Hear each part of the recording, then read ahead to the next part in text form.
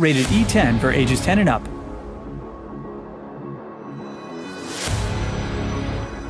You wanted the best, you got them for a rest. Often imitated, never duplicated. The greatest show on dirt, the World of Outlaws.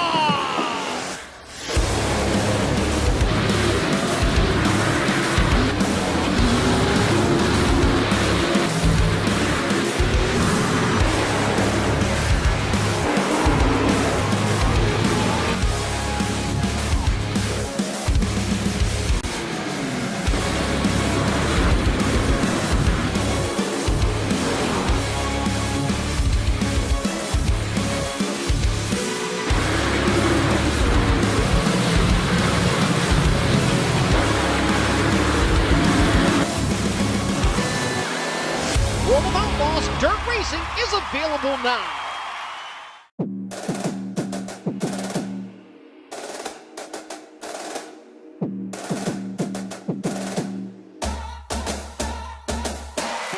I was ready, 10 toes down, trying to fill up stadiums, minimum sold out, mind, body, and soul, got a heart full of gold, they can never hold me down, I keep my name on the low, how wild, my opponent been trying to chase for miles, the distance between looking like the West now, and my stamina adding up from setback, standing up, look crazy, they see me and start pulling out their cameras, tell them grab your pen, I'm giving lessons out, getting bread, you won't worry about impression counts, nah, you got a clue, ain't even a single sense about having potential and trying to pull the legend.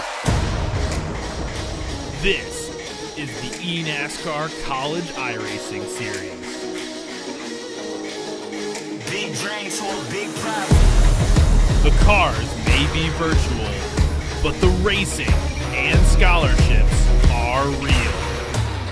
Big drain to a big prop. We got big bags. We got big prop. They been mad that we big got it. I turn a big drain to a big prop. I turn a big drain to a big prop. We got big bags. We got big prop. They been mad that we big got it. I turn a big drain to a big prop. I turn a big drain to a big prop.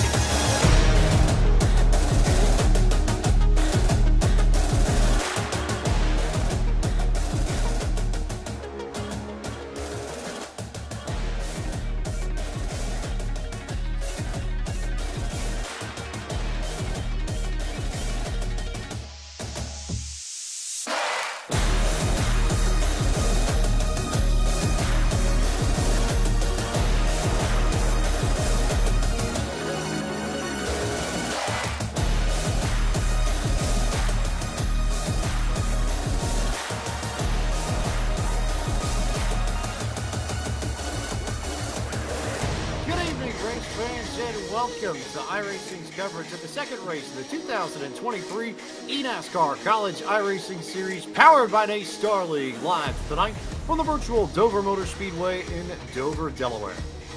James Pike alongside Terry Radford and Taylor Burris. And Terry, Miles the Monster is hungry tonight.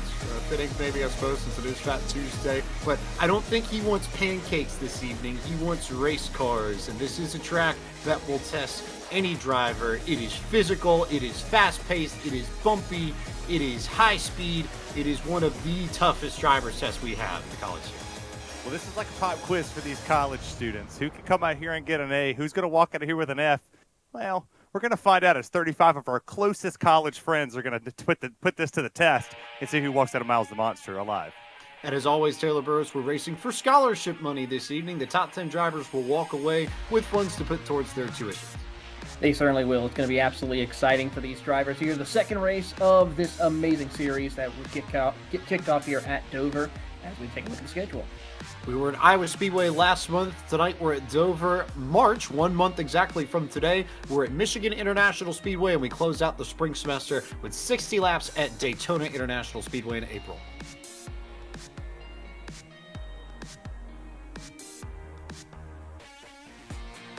Very quickly, we turn now to Terry Radford for our track analysis brought to you by Xfinity. Terry, what should the people know about Dover? Well, obviously, it's located in Dover, Delaware, with the elevation of 29.53 feet. It's one length and mile, 4 turns, and it opened in 1969. fast-paced beast this is. Taylor Burris, we will turn to you now very quickly for our grid, along with Terry Radford, along with everybody else. Here is the list of where everyone will be starting tonight. Logan Clampett, the pole sitter, trying to go back-to-back after winning at Iowa last month. He starts alongside UNC Charlotte's Garrett Lowe. Daniel Falkingham rolls off from the third spot. Tate Lytle to his outside in fourth. Daniel Buttafuoco and Alex Kalnix out of Rutgers and Rockland Community College complete your top six. Go back there to Jake Coyne. It's going to start row 4 with Daniel Naney. And you got Tyler Gary with Will Norton, Mario Miranda, John Forms from Ivern Valley, and then you got Colton Salick from Embry-Riddle and Noel Ferg from St. Francis Xavier University. James Sicoli will be starting in row number 8 with Nicholas Short alongside him. And then, of course, it's going to be Cy Brown, Bowen, and Austin Farr from Liberty University in row 19. Ricky Springer and Andrew Powell rounding out your top 20. Reese Bayham and Dustin Buck roll off from row 11. It's Anthony Sherobrock from East Stroudsburg University and Hopkinsville Community College's Nate Stewart starting 24th tonight. Terry? Yeah, you got Matthew Morton back there from the Ohio State University, Matthew Swack from Michigan, Garrett Vinton from ASU with Jake Cummings from Wingate in row 14. Ole Miss is represented by Michael Causey and South Central Kentucky College for Brandon Pittgrass. Francisco Villarreal will be starting in row 16 alongside Cody Reed. As we move further on down the list, it's going to be Matthew Burton and Charles Wimbley in row 17. And riding shotgun tonight in the number 90, it is going to be Ryan Wilson from Minnesota State University, Mankato. 35 drivers taking part this evening, trying to divvy up $15,000 in scholarship money. Very quickly before we get to the green flag, Taylor Burris, let's look at tonight's Logitech G race analysis. As we take a look at the analysis here tonight, it's going to be really important to notice here that this 100-lap feature race is going to be very critical on the tires here. Drivers are going to have to utilize pit stop strategies. 70 to 75 laps is the fuel window, but with those 4 sets of tires, you're going to want to be coming down pit road as much as possible, but you have to be careful because pit lane delta 45 to 50 seconds. You got to be careful because this pit road entry is one of the most difficult to get onto pit road in the entire NASCAR schedule. So drivers have to make sure they get down pit road very quickly. 55 miles an hour, not a whole lot of time, and it's very easy to go multiple laps down during a pit cycle. Tires will wear before fuel very quickly. Our SCW weather before we go green flag racing in sim time. The default day for iRacing, May 15th, 2023, about 4:15 p.m. local time. Air temp 78 degrees Fahrenheit, track temp 102 degrees Fahrenheit, wind headed to the north at 2 miles an hour. 56% humidity ready to go just off the eastern shore in the Chesapeake Bay as Logan Clampett leads us underneath the flag stand, and we are green in round number 2 of the eNASCAR College iRacing Series for 2023, powered by Daystar League.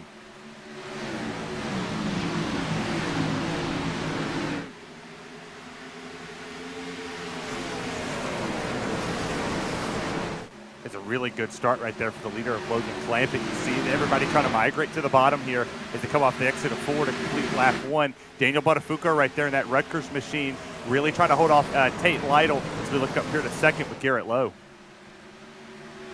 Lowe and Clampett had that great battle at Iowa 1 month ago and were all over each other for most of that race. Clampett was able to take the victory in the end, but you know Garrett Lowe is going to want to get one, not just for the drivers of the College Series, but also, I suppose, for the drivers of the eNASCAR Coca-Cola iRacing Series. Clampett, of course, retired from the Coke Series at the end of last season, and Lowe, I think, wants to hold it down for the professionals, Taylor, and make sure that he knows that the drivers at the top of their game still have something to prove.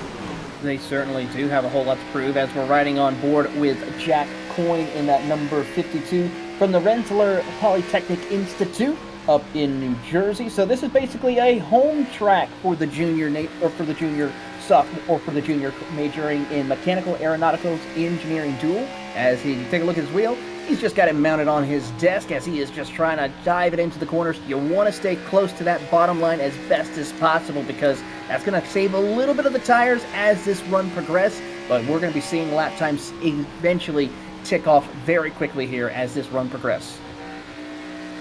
One of the many ways you can race on the sim, but yellow flag is out trouble early on. One car up on the fence over in turn 2. We'll see if we can't figure out who it was in just a moment, but I did see one machine right near the middle of the exit of turn 2 up into trouble. We'll see if we can get a replay, hearing that Daniel Nanny might be the driver that brought out the first yellow.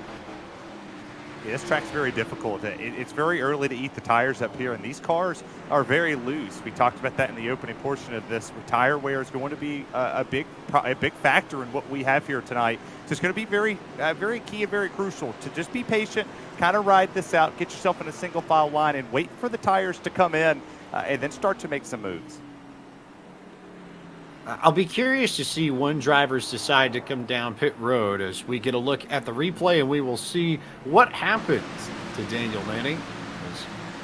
Come off of turn 4, a lot of side-by-side racing, jockeying for position, and actually there was a second incident here, and that's what brought out the yellow flag. Trouble for Noel Fougere, who ends up in the fence right by the pit wall. Sort of the self-cleaning effect that you see here at Dover, Terry, where there's so much banking on the straightaways here that it's very easy to get swept down into the fence coming off of corner exit, and everything here at Dover eventually sort of filters towards the walls, both on the front stretch and on the back straight as well.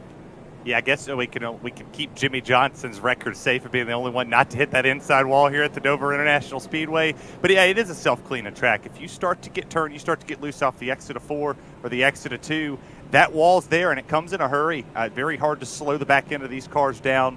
The braking's just a little bit different. It's just fun. We take a second look here at this replay. Speed from Garrett Vitten's on board as we see how this unfolded in front of him, and contact just a little bit sends Fougere around. Vitten gets into the back of another driver, and everybody else tries to slide. And there was that second incident that we mentioned a little bit up ahead. I think there was contact between Nanny and another driver as they were slowing down to come to the yellow flag and get lined up behind the pace car, which Taylor, I think, speaks to just the lack of space and the amount of pace that you carry through everywhere on this racetrack. Relative to its 1 mile size, this is one of the fastest tracks in the calendar. It very much functions like a bigger Bristol in a lot of ways. It really does, James, but one of the things about this track, it's a self-cleaning track. Really, you have nowhere to go when something happens, because this track here, when an incident starts happening, as we just saw when we rode on board with Garrett Vitten, the track, everyone just started trying to go to the bottom when they realized more contact and more issues were rising. But for Garrett Vitten right there, who was trying to work his way through, was able to avoid it with not too much damage for the Arizona State University driver, but he still has a little bit of significant damage to the nose of his machine. Lights are off on the pace car, so we will go back green flag racing next time by. Not too much movement through the field, though. If we're looking for drivers who have made an early charge, how about Anthony Schobrock, who started in 23rd, the East Stroudsburg University driver, up to 15th. Good charge for him. Matthew Morton in the 31 machine, representing the Ohio State University. Make sure that all the Buckeye fans get their favorite article in there. But he is up from 25th to 17th. So towards the back of the field, we've got some drivers that are starting to make charges towards the front as Logan Clampitt gets another good restart and is ahead of both Garrett Lowe and Daniel Falkingham by about 3 car lengths as we come back to the green flag on lap 8 of 100. He's doing a really good job utilizing the opportunity that the leader has, which is to control the restart, control the pace of this race. Clampitt's no slouch here on the sim world and the iRacing platform. One of the best that's going to do it around here. As you see that outside starting to come in up there with Daniel Botafuco sliding right in there behind Garrett Lowe. That'll be a good battle shaping up for third. It is starting to rubber up just a little bit, but that's only because drivers are sort of forced up there at this point. And two, I think, Taylor, it was the point that you made earlier, that no one really wants to be up in that second lane if they can help it, because the speed here at Dover is absolutely down towards the inside. No progressive banking here, so nothing you can lean on in that higher lane like we had at Iowa, for example. So everybody wants to try and get down to the bottom as fast as they can and stay there in the corners. You certainly do. That bottom is the safe place for you. It's very difficult to try and set up a pass. We're going to see a lot of drivers utilizing the chrome horn in order to make passes on the inside. As the run progresses, we may see a couple of brave souls try to work to the top side and making some runs going. But right now, that bottom lane this early on is going to be the key as we see this first set of runs for these drivers, as we're keeping an eye on the battle for third between Garrett Lowe and Daniel Buttafuoco. Buttafuoco has the 4th position just behind Garrett Lowe. That's Tate Lytle, who rides in 5th. And then 6th, just towards the edge of the picture, creeping in on your right-hand side, Alex Kalanick in the 22, that green and white machine, all part of this pack. Everybody trying to chase down Clampett, though, who was about half a tenth faster than everyone else last time by, Terry. Yeah, he's just been chilling as we go look at, there's Michael Causey. Ole Miss down there in Jackson, Mississippi. Say hotty-totty out there to them. Look at the VR headset going on there. A little action on the wheel. But the way he's driving, 10 and 2, kind of just sitting there holding it. Now he's swapped to the 9 and 3. It's I need to take some tips from old Michael Causey. That is a textbook 9 and 3, I will say. Is yeah, really cool to see just the different ways in which drivers can compete. We saw Jack Coyne with the standard wheel mounted to the desk, Michael Causey with the wheel stand, but he's racing with a VR headset, which is yet another way you can compete in iRacing. There are many different permutations and combinations that you can put together, Taylor, with regards to screens, wheels, pedals, stands, whatever, and you can make it work. It's all about plug and play and how you would do it. I mean, you have drivers who use the VR, as we see with Michael Causey, who has really helped out with certain aspects. You see drivers with a single screen, you see drivers with 3 or 4 screens, and then, of course, like we saw with, of course, Jack Coyne, he had, of course, just a desk chair sitting in it, and then we see Michael Causey with a little bit of a sim rig to a degree, and then there's people who have full-on motion rigs. So it's the amazing opportunities you can utilize to plug and play different aspects of sim racing to be as fully immersive as you want. And Michael Causey really showing the skills here as he works his way up the field. Has a lot of work to do after starting towards the back half of the field, but for the Ole Miss, he's going to give it all he can here as we are approaching lap 17 up on the board.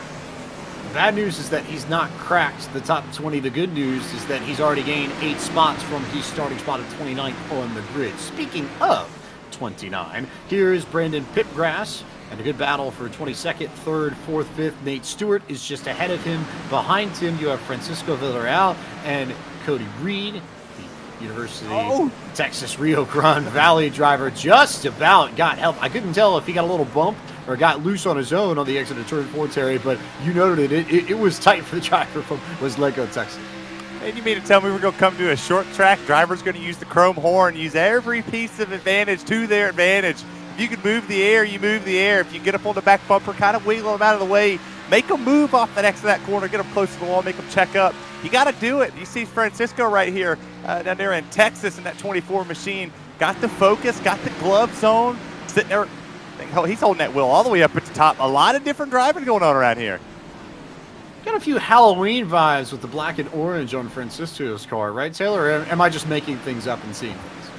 I mean, that's part of the colors for him, of course, for Francisco, representing, of course, the University of Texas, Rio Grande Valley, of course, the Weslaco, Texas native, of course, majoring in mechanical engineering, so good opportunity to open his way up into many different forms, especially in the motorsports community. So we'll see what he is able to do. He had not a great run at Iowa last week, looking to try and capitalize and redeem himself here at the Monster Mile. Also worth noting, and you may see it just a little bit further back in the picture, the car with the sort of medium blue stripes amongst the navy blue. I can't think of a better way to describe it, but saw Jake Cummings just clip the wall on exit of turn 4 a few laps ago, and that speaks to the difficulty of corner exit here at Dover, Terry Radford. It is a very, very narrow and tight corner exit. The outside wall comes up and sneaks up on you very quickly, and it is a very tight radius that you have to navigate, and so it is not a surprise to me to see anybody clip the fence here, because it's harder to get off of the corners at Dover than just about anywhere else we race in the whole of eNASCAR.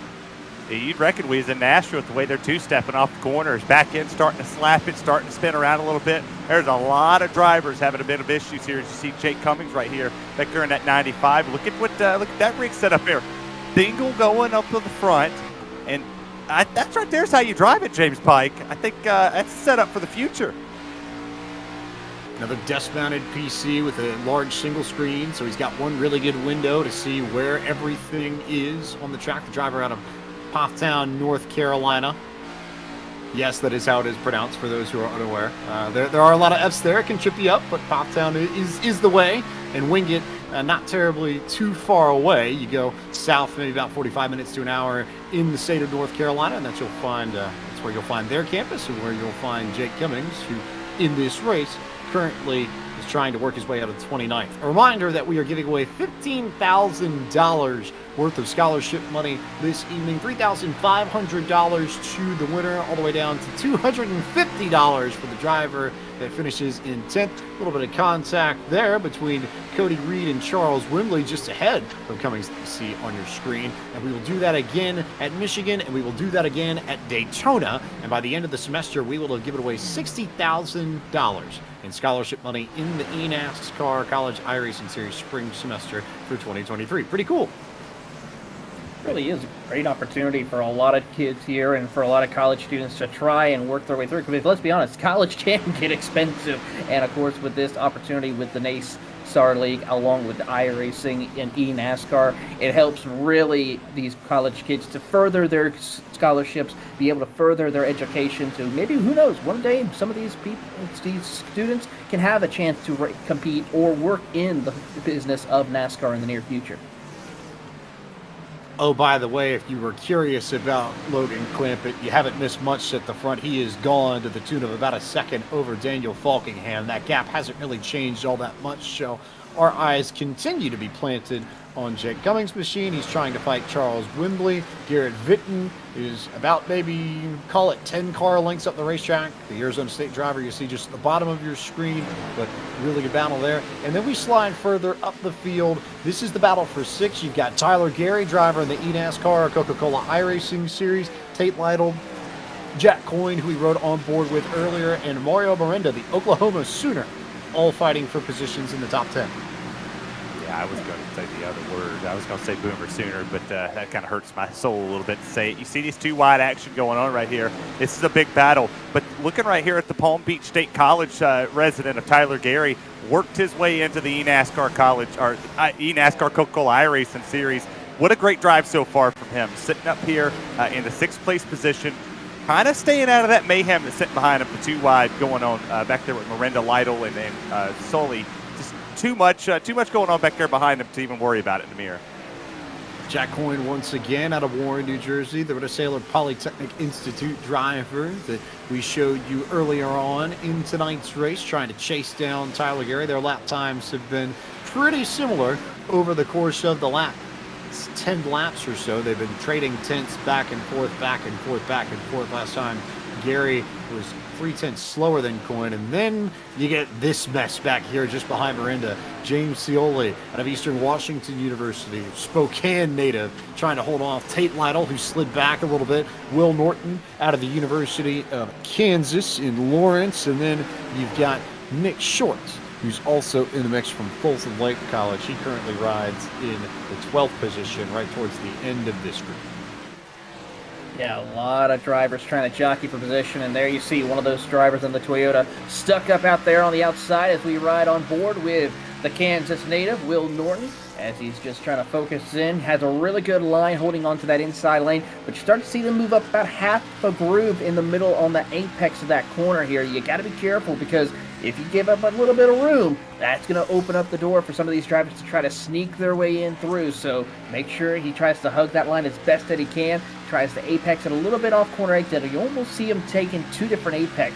You can see him entry, wash up the track just a little bit in the middle of the corner, and then they dive it back down to get on the corner exit as we watch on board here with Will Norton, as everyone's now just in a little bit of the train, trying to see where their tires are at this state, because right now, times are absolutely falling off compared to when we started this race. Over a second, just about. Jumping now to the driver in 13th. This is Colton Salick out of Tampa, Florida, and Embry-Riddle Aeronautical University, winner at Daytona last year in this series. And a reminder that if you want all the latest news and updates from eNASCAR, that you can take out your mobile device and take a picture of the QR code on the bottom right portion of your screen to sign up for all the eNASCAR information, courtesy of iRacing, the official simulation partner of NASCAR. Salek currently in the 12th position. He is trying to take away a spot from Tate Lytle, who continues to slide down the leaderboard and get into the fight with Norton and Short and Scioli and company. And then, yeah, there's maybe about 6 or 7 car lengths, and there's a crash. Nate Stewart is involved, and Michael Causey is in there, and Jake Cummings flipped and then landed back on his wheels. Do we count that as a proper barrel roll, Terry? I mean, I'd say so. It looked like something at a rodeo just happened, but we saw it a little earlier here with Nate Stewart as we take an onboard look with him there. He's been very loose. I mean, that car has just been ill. Miles the Monster is tearing some stuff up early. Indeed. We said Miles was hungry, and it is Fat Tuesday, so I would imagine his appetite's pretty big, Taylor, and that was wild. But again, that's all, I think, in part attributed to the banking. 9 degrees of banking here on the straightaways, which, as far as straights go, it's one of the highest numbers we see in all of eNASCAR, and it can create some wild incidents that you wouldn't necessarily expect. Yeah, it really does, and we just saw it right there with this current caution period where we saw cars just driving down to the bottom because of how steep the banking is. And even if you hold on to the brakes here as we watch everyone come down pit road, we'll take a look at the replay as we'll see the contact between possibly Nate Stewart. Oh, right there. You see the 15 of Causey make that in contact, and then into the barriers they will go. And then unfortunately the 95 had nowhere to go as he tried to avoid it. Surprised he didn't try to just go up a little bit higher to avoid it, but unfortunately did a barrel roll, landed it though, and will have to come down and fix the damage along with Nate Stewart. He will indeed. Stewart is there with a lot of damage on the front of his Chevrolet Camaro, the Hopkinsville, Kentucky driver out of Hopkinsville Community College, also racing for Rise Esports, not only here in the College Series, but also in the eNASCAR qualifying iRacing Series, pairing with Jimmy Mullis and Zach Novak, who represent Rise in the eNASCAR Coca-Cola iRacing Series. But a lot of damage to his machine, and he will need to come down pit road to get it fixed up, and is going to need a lot of help in order to finish inside the top 10 and get some scholarship money tonight. He's going to need a lot of people to have the same issue that he's been having. He was fighting loose off the exit for quite some time. I think he was hoping for a caution. He was just hoping not to be the caution. And I know Miles is hungry. But to be honest, I mean, we're looking at the 4 here. We should probably go down to Wendy's and get him a 4 for 4. I hear they got some really good burgers going on down there. Their nuggets are phenomenal. And a Frosty to cure it, I'm telling you, ain't no better than a Wendy's burger. Was a big fan of the hat that Noah Gragson wore at the Daytona 500 pre-race earlier this week. That was a tremendous amount of fun. As Logan Clampett is still in control of things here. He is led from the drop of the green flag as the field will begin to reset double file behind Tim, and we will get set for the restart, which will come on lap 40 of 100. Everybody can make it now to the end on fuel if you pitted, and you should be good for the most part, even if we get some form of green-white checker. Meanwhile, if you want more information on the schedule, standings, and how to become a driver in the eNASCAR College iRacing Series, as well as information from all of the eNASCAR Series, you can log on to enascar.com/college today.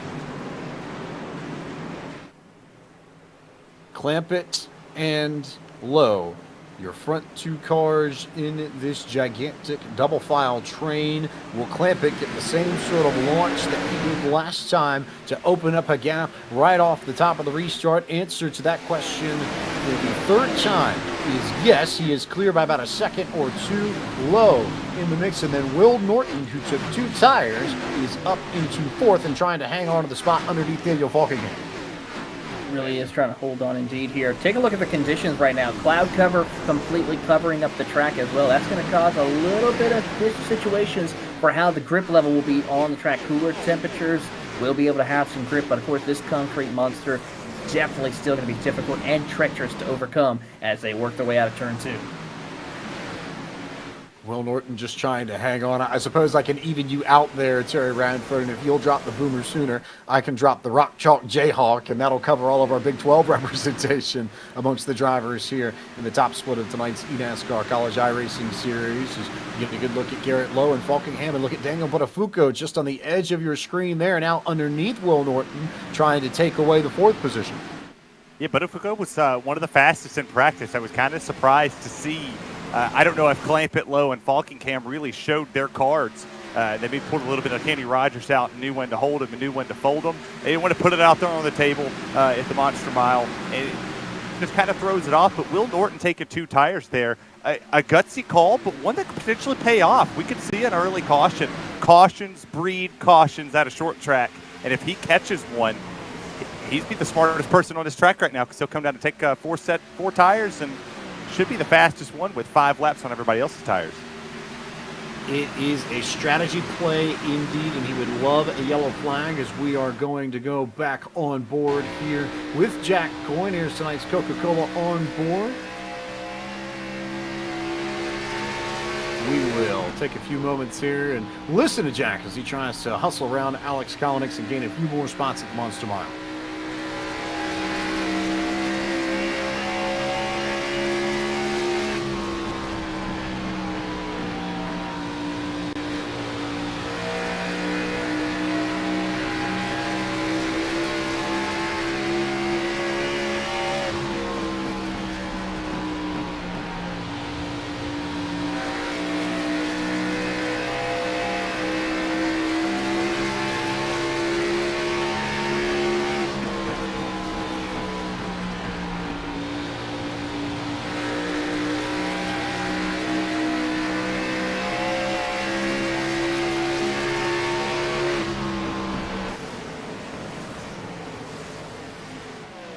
Good look here at John Forbes, new name into the eNASCAR College iRacing Series, powered by NASCAR League out of Irvine Valley College in Irvine, California. As he yellow flag actually out on the racetrack. I saw 2 cars just out of the corner of my eye get in trouble. And we will find out more about what brought out the yellow flag after we take this quick commercial break. So don't go anywhere. Coverage of the eNASCAR College iRacing Series, powered by NASCAR League, is back in just a few moments for the virtual Dover Motor Speedway.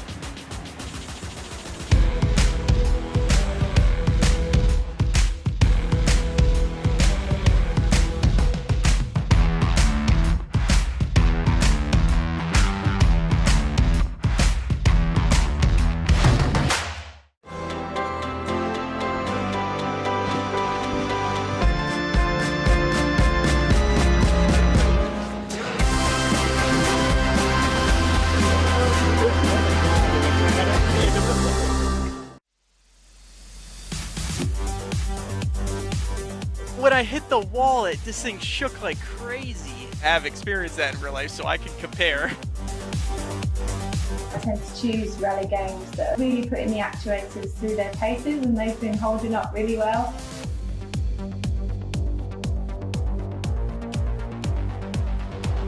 That's exactly how it is in real life. That's the coolest part.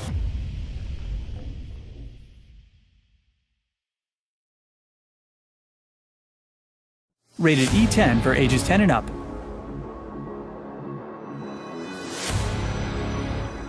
You wanted the best, you got them for a rest. Often imitated, never duplicated. The greatest show on dirt, the World of Outlaws.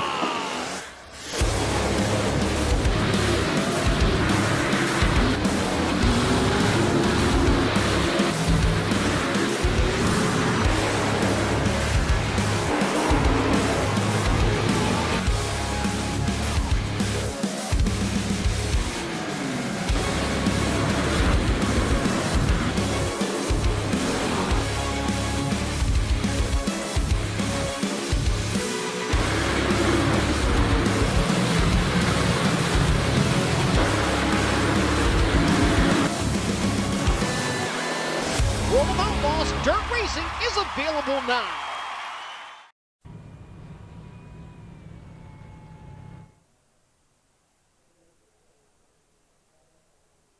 Tonight's broadcast of the eNASCAR College iRacing Series powered by NASCAR League is brought to you by Coca-Cola, the official fan refreshment of eNASCAR. By Logitech G. Through design, engineering, and the love of driving games, Logitech G takes racing simulation to another level. Logitech G, the official wheel and pedals of the eNASCAR Coca-Cola iRacing Series. By SCW. Whether you're looking to outfit the office or race lace the pros, SCW is where America gets IT. Shop now at scw.com. By PlaySeats, the official racing chair of eNASCAR. By Xfinity. Get the reliable connection you need to keep up with the race from start to finish. Unbeatable internet made to do anything so you can do anything. Xfinity, proud premier partner of NASCAR. And by D-Box. Make body and racing simulator become one. Improve your virtual race time with D-Box motion technology, providing ultra-precise movements and vibrations cues while racing online. D-Box, feel it all. Welcome back to iRacing's coverage of the eNASCAR College iRacing Series powered by NASCAR League from the virtual Dover Motor Speedway. James Pike alongside Terry Radford and Taylor Burris bringing you all the action here for the Monster Mile as Logan Climpett has led since the drop of the green flag, and we are waiting from a challenger, but we are under the yellow flag, and we'll get the opportunity to take a look at this replay, which will show you the incident that took place between Anthony Strobach and Andrew Powell. Terry. You can see right there, the 11's going to wash up just a little bit. 23 is going to get off the exit corner and bam, right off the 4 down the front straightaway. They make contact into the wall. They go spinning around. Luckily, nobody else was collected there. Just a two-car incident. And Taylor, that goes back to the point that we've made a few times in this broadcast already, just how tough it is to exit these corners, how narrow corner exit is here, how everything is self-cleaning at Dover because you have banking, and if you mess it up just a little bit, and it wasn't all that much that Powell and Strobach got into each other, but once they started going downhill towards the inside wall, there was no stopping them and heavy contact for both those drivers. It really was, and that's going to just cause the chaos that we're going to see here at the Monster Mile, because that's how this track works. As the pace car pulls off, we're back at it. Just clear of halfway as well. We just passed the halfway mark a few laps ago. We are now into the second half of tonight's race at Dover Motor Speedway. Clampett clear by about a car length or two, but Daniel Falkingham, the Mainer, up to second for the first time around Garrett Lowe, exiting turn 2. He's been really good on restarts. Daniel Falkingham has a car that is capable to go up here and challenge Logan Clampett for this win. It's going to be a battle of the top 3 elitists in this series, in my opinion. And I might have to add the 4th in there, too, because Daniel Buttafuoco, he's making his way in that 13 Rutgers machine into the party. He wants to play with the big boys here at Dover International Speedway, but they got a lot of hard chargers behind them that are ready to come up here and mix it up, too. Let's look at the top 5, Taylor Burris, and look at what kind of drivers are in there. Clampett is a retired Coke Series driver. Falkingham, Lowe, and Gary are currently in the Coke Series. Ooh, big wreck there at the top of the screen. Yellow flag out once again, and a heavy hit there in the middle of the pack for a lot of drivers, about 4 or 5 cars. I saw one car go way, way up, and we'll see whether or not we can't get a replay in just a few moments, but there was big damage there right after the start-finish line. It certainly was. I feel like you said, one car flipping end over end by the looks of it here as we see the 54 machine working his way through Daniel Falkingham as he will try and catch up to the pace car as we'll get a look at the replay here momentarily. But like you pointed out before that caution, you had at least one former eNASCAR competitor, 3 who were currently competing in the eNASCAR Coca-Cola iRacing Series, and then, of course, Daniel Buttafuoco, who was a former series champion of the eNASCAR College Series, all competing in the top 5. It just showcases the amazing talent we have here. And Daniel Buttafuoco competed in the eNASCAR Road to Pro ladder a year ago and was the first driver that just missed the cutoff for the Coke Series in 2022, so not quite Coke Series calendar, but for being not in the Coke Series, Buttafuoco is as good as it gets. For more information on how to start your iRacing career and to potentially join the eNASCAR College iRacing Series powered by NASCAR League, you can log on to iRacing.com today for more information. talent and experience pacing the field here at Dover. Yellow flag out for a large incident on the front stretch. We have a few cars that are torn up and a few drivers that I think are going to call it an evening with a significant amount of damage. Lots of drivers that are already with bent, broken, twisted sheet metal. And now, Terry Radford, this is the replay. We'll figure out what happened. Oh, exit of 4, doing its damage again. Just off the exit, self-cleaning, but you start to juke and drive over here, and the track got blocked. I mean, that was like it was like 95 in rush hour. Nobody wanted to move. Nobody was out of your way. All lanes were taken, and people go bonsaiing in there. It's hard to slow these things down, especially on 18-lap-old tires. Let's not forget that these things get very slidey, and it ain't fun when it's slidey. Yeah, I noticed just looking at it that Daniel Nanny caught the apron on the exit of 4 and then had to wash up the racetrack to catch his car. And when he did that, he ran right into the side of John Forbes, who had nowhere to go but into the fence. And then he got into Ricky Springer, who then got into Brandon Pipgrass, and it was all on from there. And at the end of it, there were about 4 or 5 cars that have significant damage. And if they aren't out of the race, they are likely out of contention for the top 10 spots and the scholarship money that goes with it. A reminder that it's $15,000 in scholarship money that we give away this evening. $3,500 to the winner. All positions in the top 10 will pay out some form of scholarship money all the way down to 10th, where we will give away $250 in tuition money to our 10th place finisher. But they have all been chasing Logan Clampett, and now that Daniel Falkingham is in second, Taylor Burris, the biggest question I now have is whether or not Falkingham has been saving something. We haven't seen anyone really go after Clampett and run him down, but have we also seen the drivers in the top 5 really push 100% up to this point in the race? Well, one thing to keep in mind is Daniel Falkingham has been really one of the steady, consistent drivers working his way through the field. But the problem is he's going against Logan Clampett, who has been absolutely dominating here on these restarts.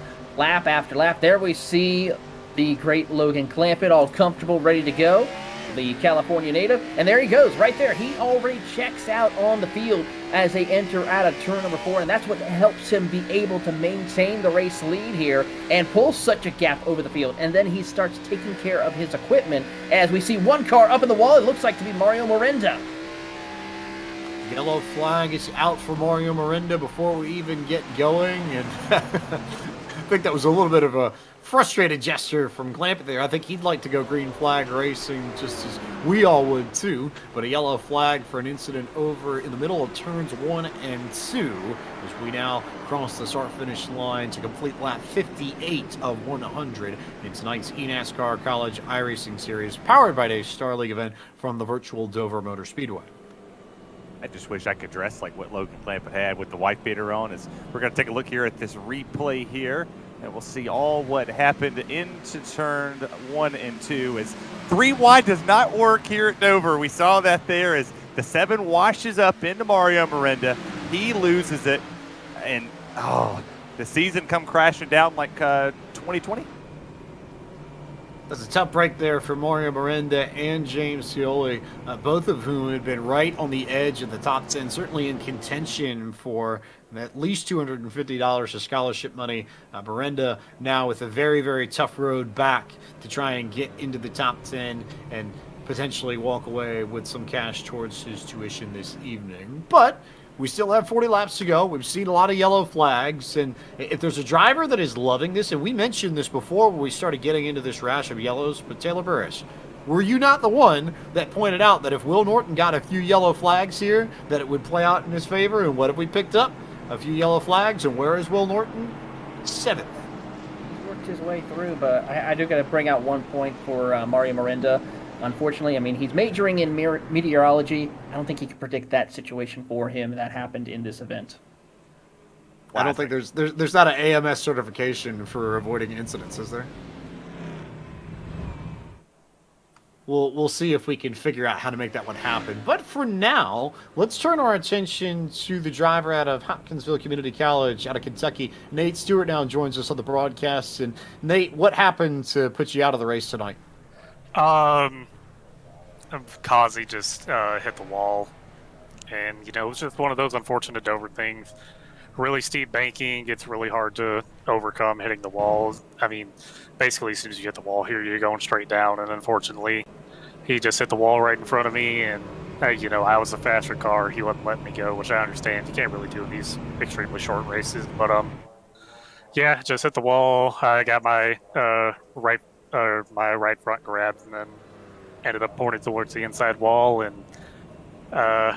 motor blew up. So that was that, unfortunately.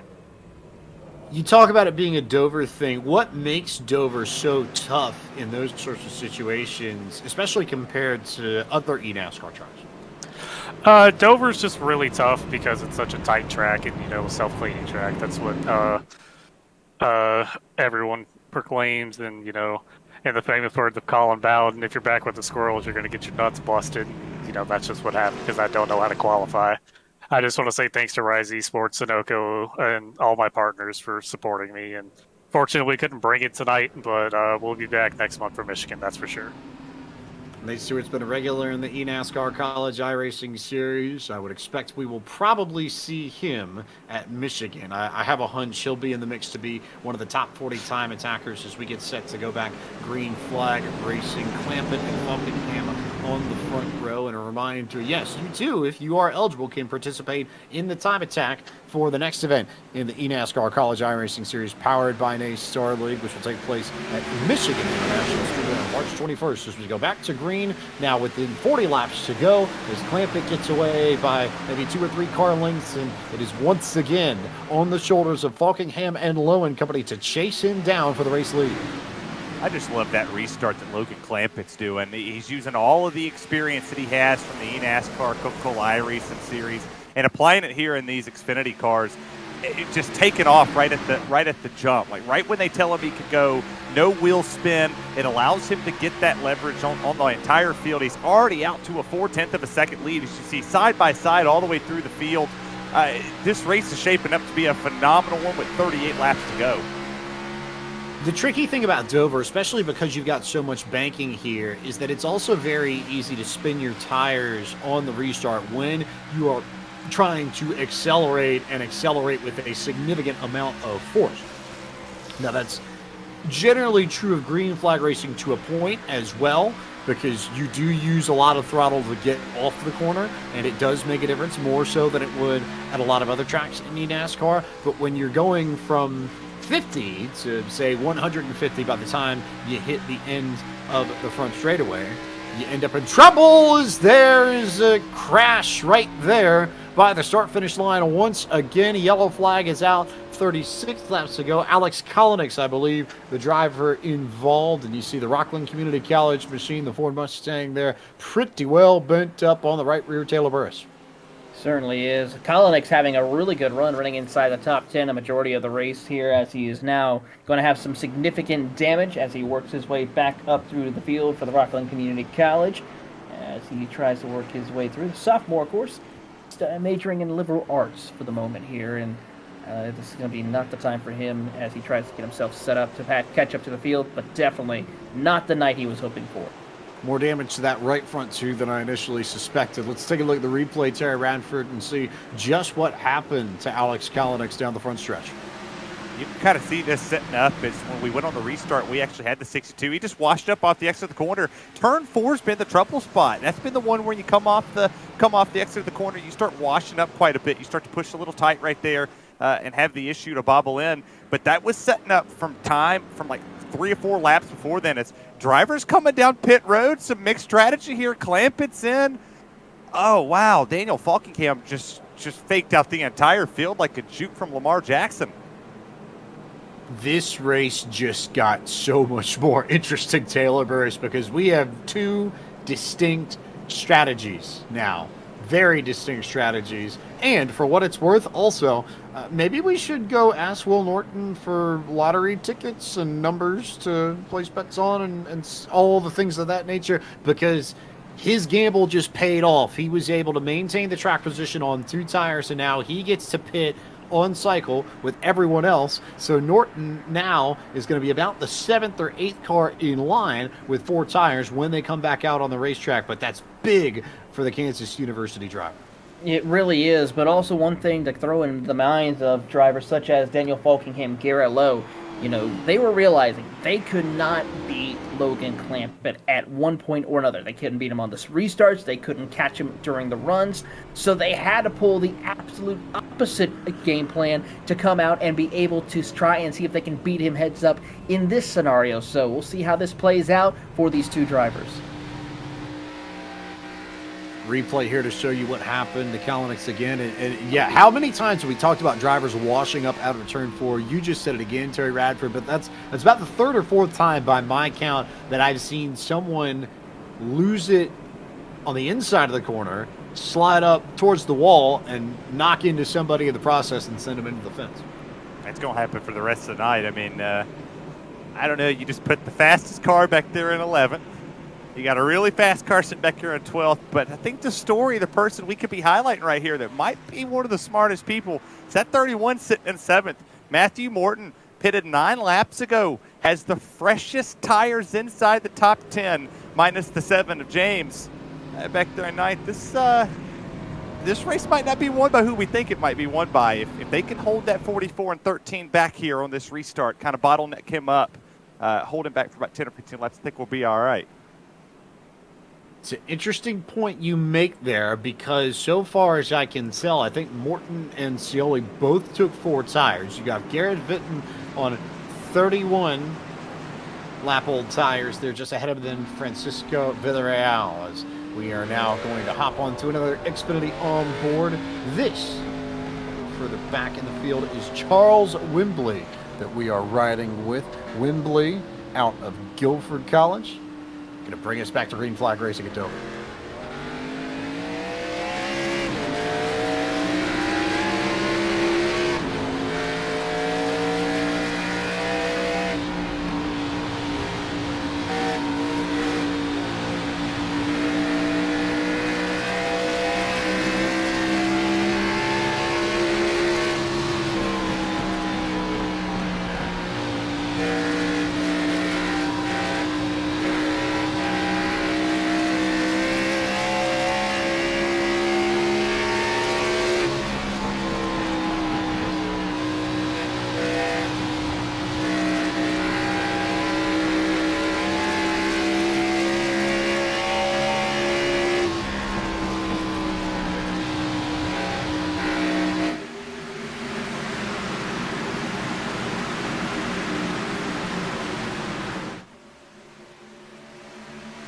Tyler Gary giving Garrett Lowe everything he can handle and then some. Meanwhile, Logan Clampett beginning to pick off cars towards the back. That's the car we'll have to watch now. When we were in Iowa last month, it was Clampett v. Lowe at the front. Now, this is going to be all about Clampett's charge from outside the top 10 to the top spot and whether or not he can make it back to Falkingham within the next 30 laps. You also got to think about how much damage he's going to do to his tires to get through the field. As you take a look at an onboard shot of Daniel Falkingham, the race leader at the moment, based off of the strategy that he ran, faking the field out, allowing Clampett to come in and coming back on the racetrack. This is look at all the stuff in his background. I don't know if he has more NASCAR memorabilia or I do back here behind me, but I would love to trade with old Daniel Falkingham. Go a little bit further back. Oh, trouble there. That's Garrett Vitton who gets spun around on the inside wall of the back straightaway. The yellow flag comes out. Most importantly, though, where does Logan Clampett fall between he and Matthew Morton and James Scioli? Those two cars in particular, because they did come down for pit road service before everybody else did under the next to most recent yellow, I think to the point that you made, Terry, are going to be the ones that may go the longest way towards determining whether or not Logan Clampett can compete his charge, because they do have fresher rubber than everybody else, save for all the drivers behind them. But they've got fresher rubber than Falkingham, Lowe, Gary, Coyne, Nanny, and Villarreal, all of whom represent the top 6 drivers and have the best track position at this point. Well, they were sort of holding him up there. It was a big issue between the 31 and the 7. They weren't allowing the 44 just to walk all over him. They went like, hey, I'm going to move up the racetrack and let you go. This is going to be a fun thing as we take a look at this replay going on here. See what happened to Garrett. Oh. Got a little bit of help there. Just tagged him. Yeah, Colton Salick just tagged him, got into him, and then he got a little bit more help there, and there was just nothing that he could do. Tate Lytle was the one who finished off it and then sent the Arizona State Sun Devil into the fence on the backstretch. Burris, didn't you say they was going to use the chrome horns here? Because they're using them now. Oh, yeah, it's go time. We're under 30 laps to go. Not a whole lot of time left. So, yeah, the Chrome Hornet is coming into play big time here at the Monster Mile. So some of these drivers are helping Miles, spoon-feeding him to you a little bit here tonight with some of the action we've seen. So, to your point, Terry Radford, I think if we're putting on our, I don't know, tinfoil hats or magic hats or whatever, if we're trying to theorize this, and to what you just said, if you are Falkingham, Lowe, anybody, as we get another good look on board here, I believe we're going to see this from Cody Reed's perspective and see how the incident panned out between Vic and Salick. But if you are Falkingham, Lowe, Gary, any of the drivers up front, the one thing you really want to see is a huge battle between Morton and Scioli and Clamp. And you want to see Morton and Scioli in particular go side by side, just like they were right as the yellow flag came out, because if they're battling door to door, then that boxes Logan Clampett in, and he effectively has nowhere to go to get around them, and you then lose the advantage of the fresh tires because you burn them up at least a little bit sitting behind those two. You can't go anywhere. So I think if you're any one of the top 5, you want that blockade, per se. So take a look at some of the scholarship money we'll be giving away to drivers in tonight's eNASCAR College iRacing Series event powered by NASCAR League on the bottom right-hand portion of your screen. But as Ty was saying, you want that side-by-side battle. You don't want the single-file restart, really, because it makes it easier for Clampett to get either high or low on Morton and Scioli and complete the pass on them to go make the charge on the drivers with old rubber. Make the 44 go high. I think that's what a lot of these drivers in the top 4 are telling that 31 and the 7. Make him work harder for it. Don't let him get around you too easy. As that pace car's off, boys. 24 laps to go. Miles the Monster, it's time to rock and roll.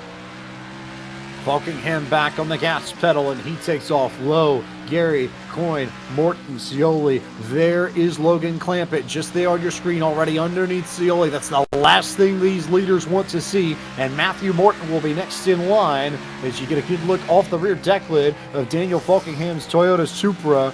Everybody else in this top 4 will be begging Matthew Morton to try and hold Logan Clampett at bay, but I don't think he's going to have much luck. Here goes Clampett underneath Matthew Morton to take away the position and become the first car in this field on fresh tires, and he may bring Daniel Botafuca with him.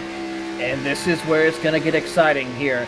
Logan Clampett has a lot of time left to hunt down these 4 competitors, and look how much time he's gained to the center of the corner right there on this 52 machine of Coyne as they work their way down across the front straightaway here. He gets a lot of time, and looking at the times between him and the rest of the field, really showcasing the talent that these drivers have. In fact, he was over about 1/10 to 2/10 faster than the rest of the field ahead of him. That was beautifully executed by Logan Clampett. He changed the way he drove in the corner. He diamonded the corner a little bit. He went shallow on entry, drifted up the track in the middle, and that allowed him to get a lower exit coming out of turn 2, which allowed him to put the bumper by Jack Coyne off the end of the backstretch going into turn 3 so that he could be at his inside and make things happen immediately, as there's a big bump there from Matthew Morton to James Scioli just a little bit further back. It nearly brought out a yellow flag, but Clampett using track awareness, track position, and racecraft to set that pass up, and he'll see if he can do the same on Tyler Gary now to take the 3rd position. Yeah, don't tear your car up to make a pass. Let the track come to you, let everything go. You see the exit here down the back straightaway is going to get set up to the bottom. That's going to be P3. Now, he's had 3 passes in 4 laps, so this is setting up to be potentially, unless another caution comes out, Logan Clampett is going to get up there and he's going to get to the back bumper of that 54. But how aggressive does Daniel Falkingham get? Does he block really hard in the corners? Does he really slow him up? Because Garrett Lowe, he's like, hey, listen, brother, you got this. Look at that. Trophies in the background, a white beater on. They're comfortable. All focus and determination on Logan Clampett's face, though, as we now are within 20 laps to go, and he is one position away from the race lead. And he set up the pass on Tyler Gary the same way he did on Jack Coyne. Shallow entry into the corner, drifted up the racetrack in the middle, came shallow on corner exit so he could draw alongside Gary on the inside, and he may just do the same thing to Daniel Falkingham here. Logan Clampett to the inside for the race lead, working lap 84 of 117 laps to go, and the Saddleback Community College driver out of Trabuco Canyon, California, is back in front of the field as we close in on the checkered flag at Dover. Absolutely just such a veteran to the iRacing platform and a veteran to anything eNASCAR. A little bit of lap traffic up ahead, but hopefully these lap traffic cars will be able to get out of the way quickly as possible, because here comes the Logan Clampett out of turn number 2, really now starting to separate himself from the rest of the field by over 2 to 3 car lengths as they head off into 3. A late yellow, I think, is the only thing that saves this field now. Clampett is gone, and he is faster than everybody else in this field. Even Daniel Buttafuoco, who's made his way up to third, is already a 10th off the pace of Clampett in the clean air, and everybody else in this top 5 already 2 to 3 tenths off the pace of Logan Clampett per lap. You see Daniel Buttafuoco trying to work around Daniel Falkingham, trying to find a way to the inside, trying to make the same good use of the fresh tires and maybe have a chance to run down Logan Clampett, but he needs the clean air. He's got to find a way to get around Falkingham to have a shot at the win. Yeah, he's going to have to get around the 54, and he's got to do it now. Time's running out on you. Setting up an exit, a good exit right here off of 2, down the back stretch. Going to be able to put a nose there on the 54. You see he's focused, got the eye of the tiger going on there, gets the pass clean and clear. Now we see if he could bring that 44 to him. It's tough. 13 to go. This is tough. I think you're taking the 44 here. So here we go.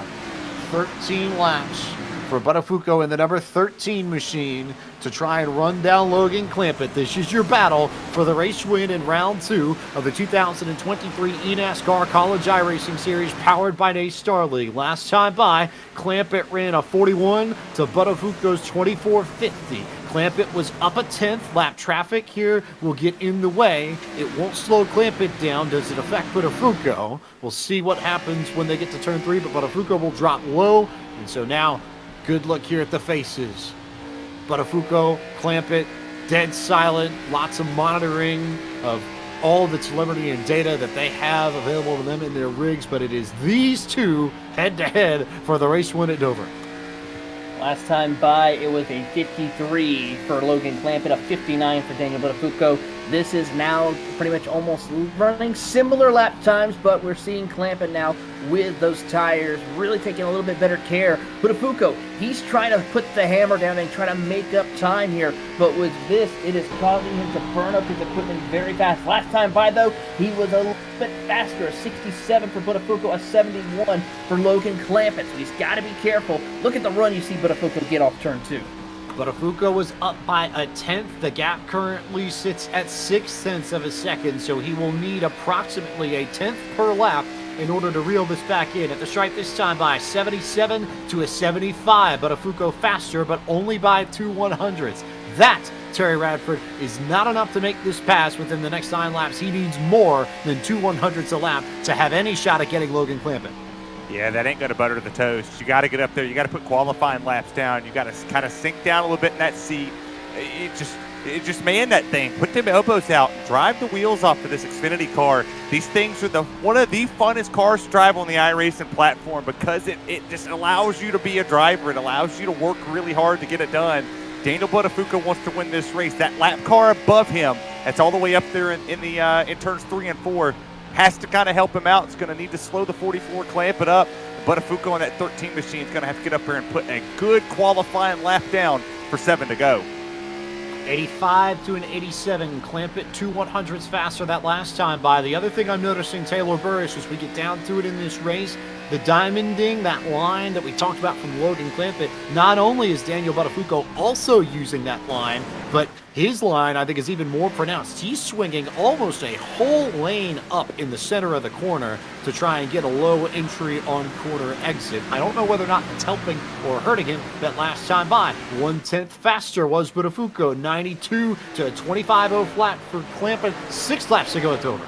With 10 to go, he was about 7/10 of a second back. Now he's picked up about a tenth, and now he's 6/10 of a second, and trying to close the gap here. Really getting a good run off turn number 4 right here, as he's now about 3 car lengths back as they come across the line. Last time by, a 24.9 for Logan Clampett. Meanwhile, for Buttafuoco, a 24.95. So they're running almost similar lap times still. The problem is that can't be the case for Buttafuoco. He needs to be a tenth, 2/10 faster, but it's so difficult now since the tires are starting to fail a little bit here as this run progresses. 5 to go as we see coming to the line. Even if these lap times are even, that's advantage Clampett, no question. And the last time by, it was a 25.0 to a 24.9, a full tenth that Clampett was able to pick up on Buttafuoco. The lead now back out to 7/10 of a second and growing ever so slightly as we hit 4 laps to go. We may be down to the point to Ranford where a yellow flag is the only thing that might save Buttafuoco or anyone else in this field.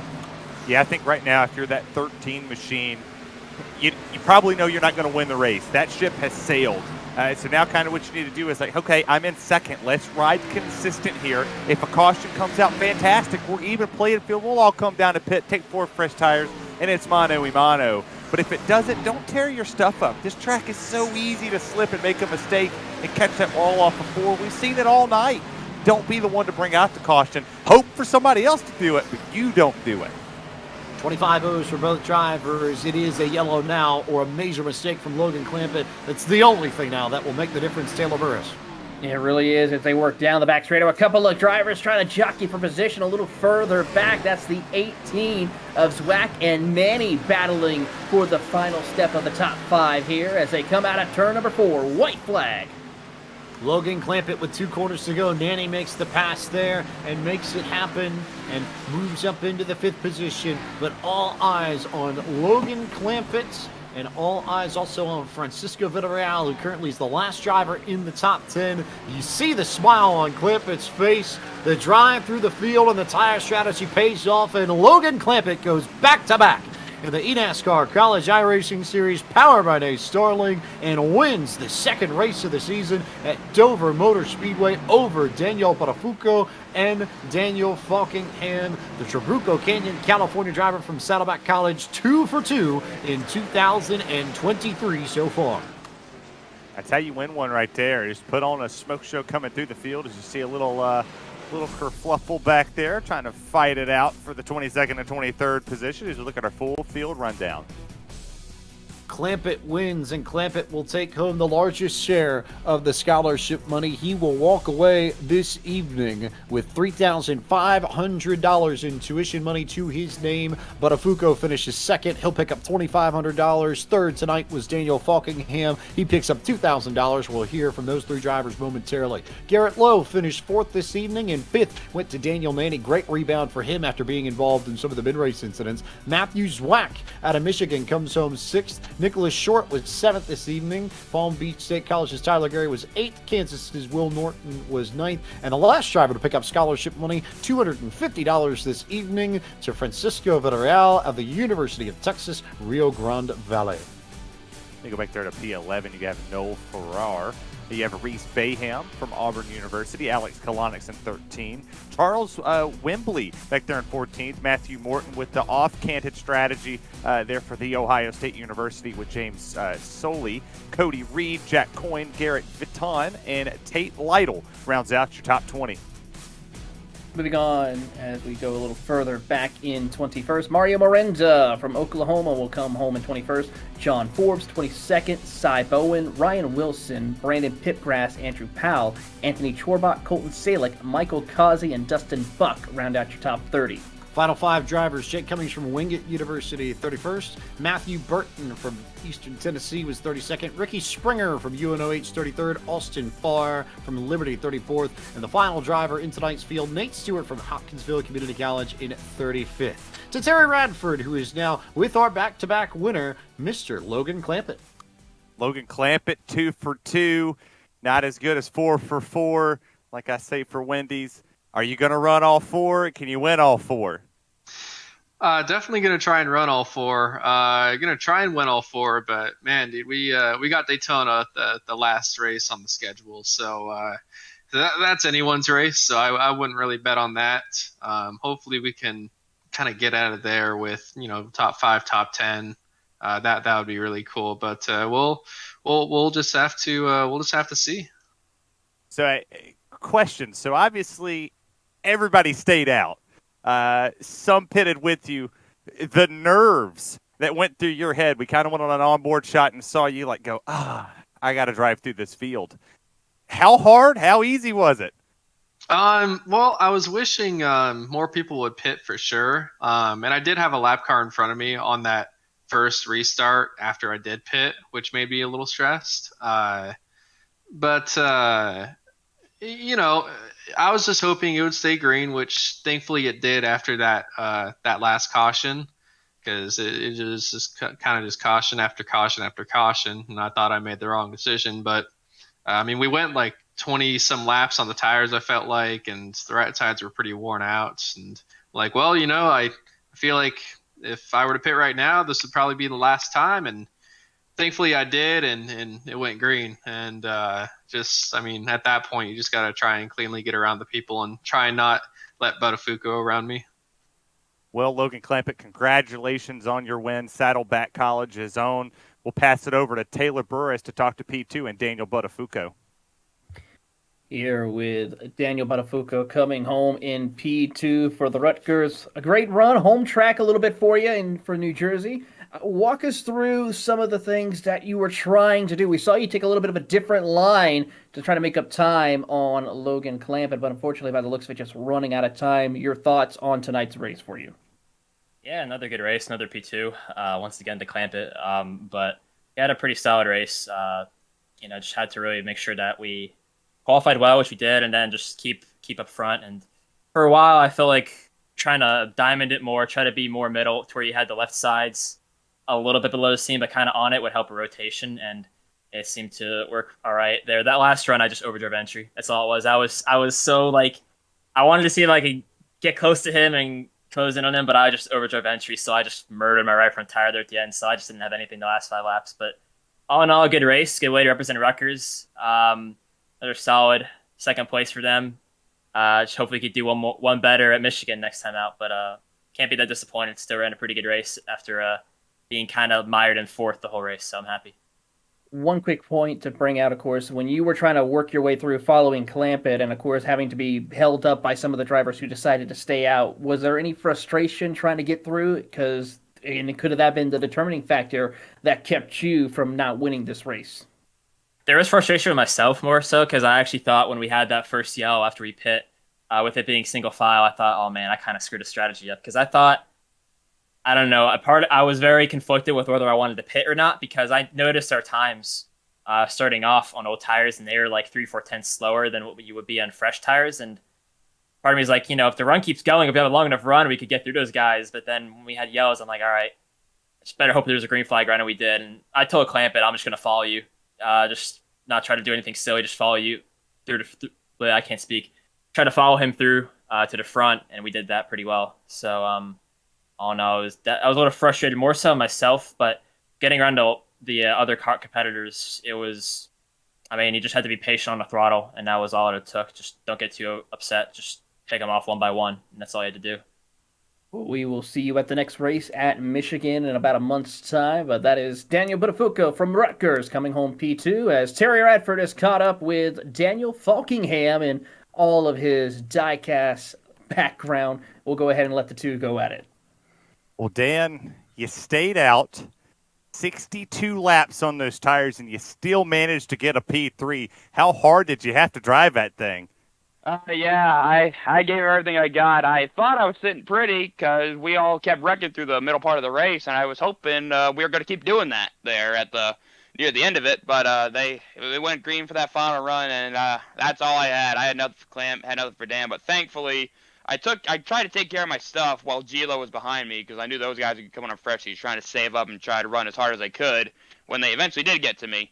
But yeah, I was like, I gave her all I did, but thankfully, at the end of the day, we still got P3, still got a podium, and we still got some good money out of it. But I was glad I was able to hang on to P3 because I thought a lot more than fresh tire guys were going to come through there. But definitely proud I could hang on. Probably the best overall race I've ran so far, and proud to do it with Yume Machas on the hood and do it with Jogies Racing, Interstate Batteries. Got to thank all of them. Well, I would have to think, and I'd have to imagine if a caution would have came out with about 10 or 15 laps to go, you would have came into pit and you kind of would have put yourself in a really good position to drive up there and have a shot at the win. But looking at the races forward, obviously we go to Michigan and then we go to Daytona, two sort of similar but different racetracks. Where do you see yourself positioning in the final 2 weeks of the series? Yeah, Michigan seems to be a pretty good track to me, and Daytona, well, it's his own beast. You're at the script there, but yeah, Daytona, I think that'll be a lot of fun. It's just all about putting yourself in the right position at Daytona with us being a huge pack. I'm very interested to see how that race is going to go because I know they ran the trucks at Daytona. We'll run the B car, obviously, but I think these next two tracks will be pretty good, and hopefully we can start building on that total. But yeah, should be a lot of fun. I'm looking forward to it.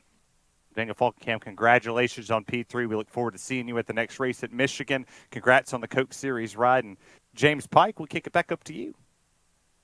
Almost time to say goodnight, but before we do, a reminder that the next race in the eNASCAR College iRacing Series powered by NASCAR League will come your way from Michigan International Speedway 1 month exactly from tonight, Tuesday, March 21st at 9 p.m. Eastern Time. You will see us for the third round of 4 in the spring semester for the eNASCAR College iRacing Series. For all of our partners at eNASCAR, for everyone at NASCAR League, Logitech G, all the partners of the eNASCAR College iRacing Series, for our director, Drew Adamson, our team behind the scenes at iRacing, making it all possible, and for my colleagues in the booth, Terry Branford and Taylor Burrish, I am James Pike. Thank you so much for watching iRacing's coverage of the eNASCAR College iRacing Series powered by NASCAR League from the virtual Dover Motor Speedway, and we look forward to seeing you next month, March 21st, Tuesday night from Michigan International Speedway for round number 3 of the spring semester in the eNASCAR College iRacing Series powered by NASCAR League.